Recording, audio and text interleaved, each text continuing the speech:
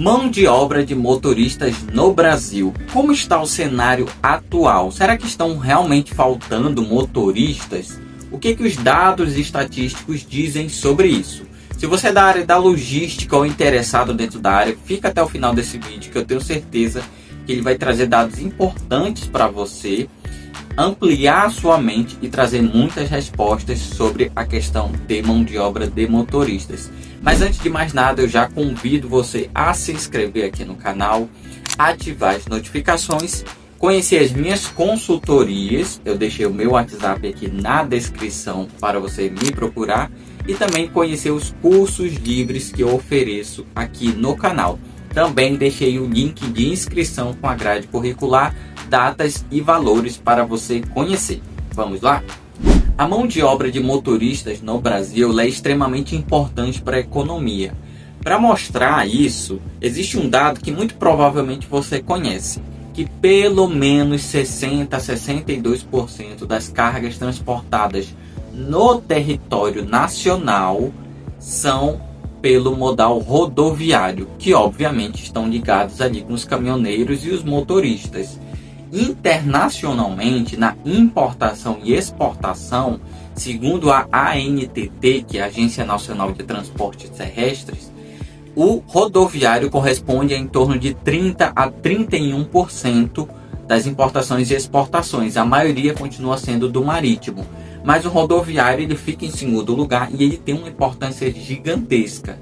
E isso faz com que tanto o modal quanto os motoristas que estão ali conduzindo esses veículos tenham um papel extremamente importante para a economia nacional. Para você ter uma ideia do peso dessa categoria, em 2018 nós tivemos uma greve que basicamente parou por dias toda a estrutura rodoviária brasileira, e a gente pôde sentir isso na economia, no preço das coisas, na escassez de alimento que começou a acontecer.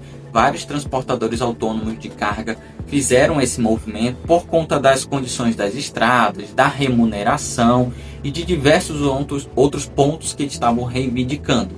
Foi a partir daí que foi criada a Política Nacional de Pisos Mínimos de Frete, a tabela de frete mínimo que hoje é administrada pela ANTT, e ela atualiza a cada 6 meses, principalmente baseado ali no IPCA ou em alterações de valores de diesel que são publicados ali pela ANP, que é a Agência Nacional de Petróleo. Hoje, essa política nacional, ela norteia o valor mínimo de frete a ser pago, principalmente para essa categoria de transportadores autônomos, que são os TACs, que a gente chama. E ela serve de base para diversos serviços prestados dentro da área de transporte, dentro da área de frete. Então, só aí você consegue perceber o peso que essa categoria tem. Só que existem muitos outros dados que a gente precisa analisar. Agora, será que estão faltando motoristas no Brasil?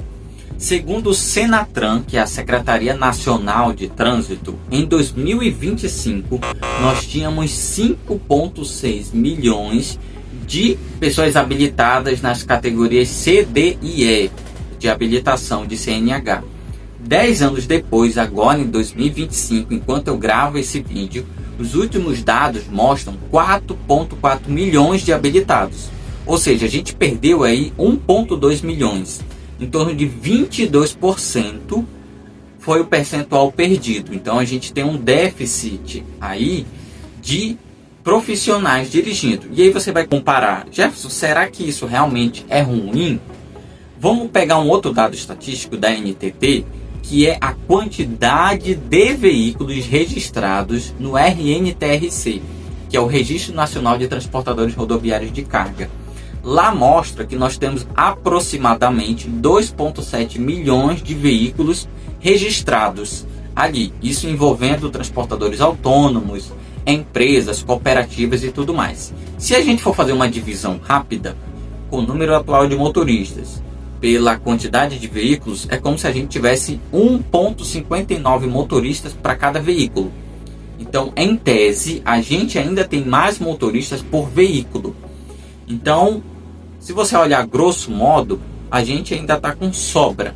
Só que se a gente comparar com alguns outros países em que a quantidade de motoristas é quase igual ou igual à quantidade de veículos, esses países já apresentam escassez de mão de obra e diversos problemas dentro da cadeia produtiva e que acabam muitas vezes encarecendo os custos logísticos e isso sendo repassado de alguma forma para o consumidor final. Então o mercado em si ele precisa de um saldo bem robusto para compensar demissões, admissões e situações que acontecem dentro do dia a dia do motorista. Mas por que a gente tem essa escassez hoje? O primeiro ponto importante é o envelhecimento da categoria. Nessa imagem que você está vendo é um gráfico da ANTT, que é a Agência Nacional de Transporte Terrestre. E ela mostra que de janeiro de 2023 a janeiro de 2024, a idade média segue a seguinte sequência. Nós temos em torno de 16% da categoria que tem entre 18 e 29 anos, 33% que tem entre 30 e 39, 32% que tem entre 40 e 49 anos de idade, 15% que tem entre 50 e 59 e 4% que tem mais de 60 anos. Então, se a gente parar para pensar, de cara a gente vê que a maioria, em torno aí de 65%, tem entre 30 e 49, então nessa faixa de idade. Porém, qual é o grande problema que a gente percebe aí? A categoria anterior, que é a primeira categoria de 18 a 29 anos, tem apenas 16%. Essa categoria de 18 a 29 anos é que teoricamente vai repor a categoria posterior, que é a de 30 a 39. Só que a quantidade basicamente é a metade. Ou seja, quer dizer que daqui a 10 anos, daqui a alguns anos, a categoria de 30 a 39 não vai ser reposta na mesma quantidade. A gente tem um desfalque. O que acontece também é que com o passar do tempo, esse pessoal que tem entre 30 e 49, ele vai envelhecendo. Então a idade média do motorista brasileiro tende a aumentar. A gente tem cada vez mais motoristas com idade mais avançada, próximo a se aposentar, sem uma quantidade muito grande anterior para reposição. Isso se torna um problema. Outro ponto importante que faz com que muitos motoristas não queiram mais estar na categoria é a questão da jornada de trabalho, muitas vezes excessiva, onde muitas vezes ele fica longe da família por muito tempo. Outro ponto é a questão da remuneração, que em algumas empresas, ou melhor, muitas empresas, não é uma remuneração equilibrada, compatível com o esforço que o motorista tem, né, de muitas vezes estar exposto a riscos de insegurança nas estradas. Claro que tem a questão de infraestrutura das próprias estradas, que acabam contribuindo para isso. Isso está relacionado com as condições de trabalho. Claro que existem algumas empresas hoje que têm uma boa remuneração, não são todas. Existe aquilo que a gente chama de remuneração variável. Tem motoristas hoje que em alguns locais ganham uma porcentagem sobre a quantidade de cargas transportadas ou serviços prestados. Isso acaba levando bastante a remuneração. Além do salário fixo que ele tem a remuneração variável. Mas não é todos que têm esse privilégio. E hoje muitos jovens, eles não veem mais o ser motorista como uma profissão que ele queira ou que ele consiga investir de alguma forma. Os jovens hoje já vão para outras categorias bem diferentes.